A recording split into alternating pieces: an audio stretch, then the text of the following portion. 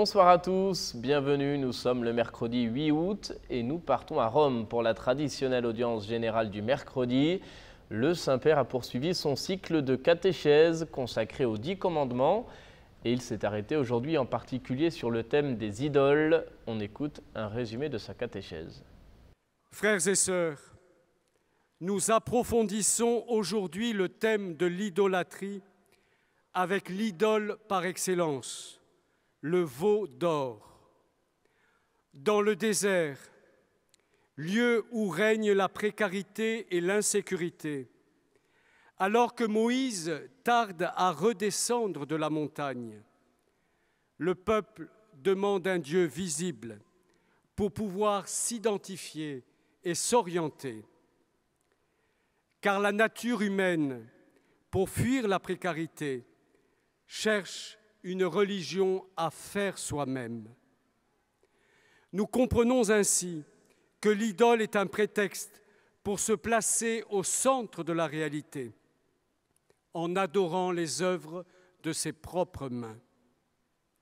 De fait, le peuple obtient d'Aaron un veau d'or, symbole de la richesse et de tous les désirs qui donnent l'illusion de la liberté, mais asservissent l'homme en réalité.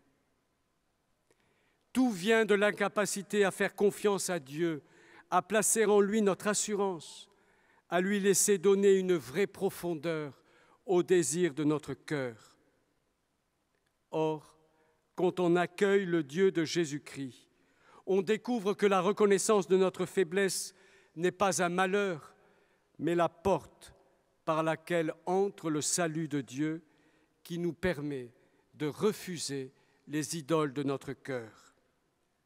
Ainsi, en Jésus-Christ, visage du vrai Dieu, notre fragilité n'est plus une malédiction, mais le lieu de la rencontre avec le Père et la source d'une nouvelle force venue d'en haut. Nous partons maintenant aux États-Unis, à Baltimore. C'est là que se tient en ce moment le 136e Congrès suprême des Chevaliers de Colomb. Plusieurs milliers de participants sont venus du monde entier pour cet événement. Parmi eux, nous avons croisé Monseigneur Noël Simard, évêque de Valleyfield et président de l'Assemblée des évêques du Québec. Nous l'avons interrogé, il est au micro de Julian Paparella. Si je suis ici, c'est d'abord pour participer à cette grande démonstration de foi et de fraternité, ainsi que prendre part à cette démonstration d'engagement dont témoignent les chevaliers et leurs familles dans la société et aussi dans l'Église. Et je trouve que actuellement, les Chevaliers de Colomb demeurent la seule organisation, je dirais, masculine dans l'Église qui est très active.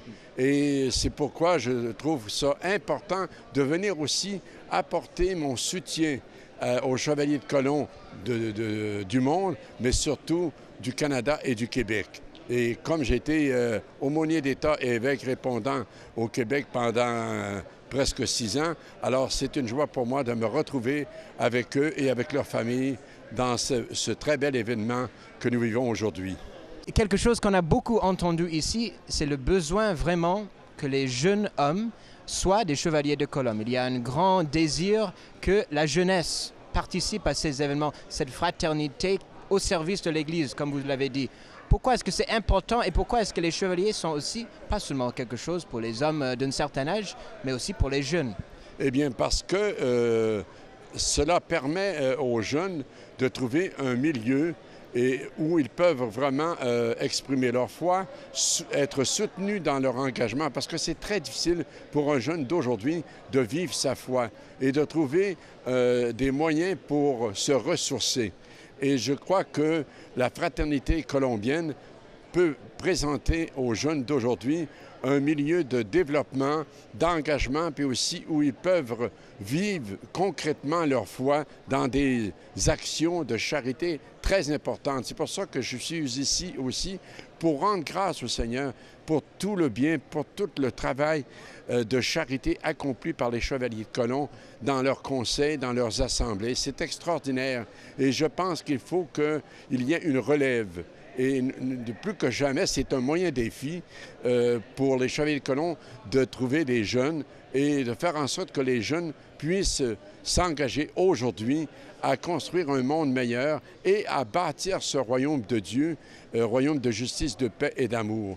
Et en même temps, je crois que les Chevaliers de Colomb peuvent offrir aux jeunes un lieu où ils peuvent entendre l'appel de leur baptême, de vivre leur baptême, et aussi l'appel du pape François à être des disciples missionnaires, à vivre ce tournant, cette conversion missionnaire qui est si nécessaire à notre Église d'aujourd'hui, parce que nous avons besoin d'être dans le monde, de sortir, d'aller vers les gens, d'être proche des gens. Et je crois que les Chevaliers de Colomb ont aussi à relever ce défi d'être, je dirais, une fraternité en sortie, comme le pape François veut que l'Église soit une Église en sortie. Voilà, et sachez que vous pouvez retrouver toutes les informations concernant ce Congrès suprême sur notre site internet. C'est la fin de cette émission. Merci de nous avoir suivis. Je vous souhaite une très belle soirée. À demain.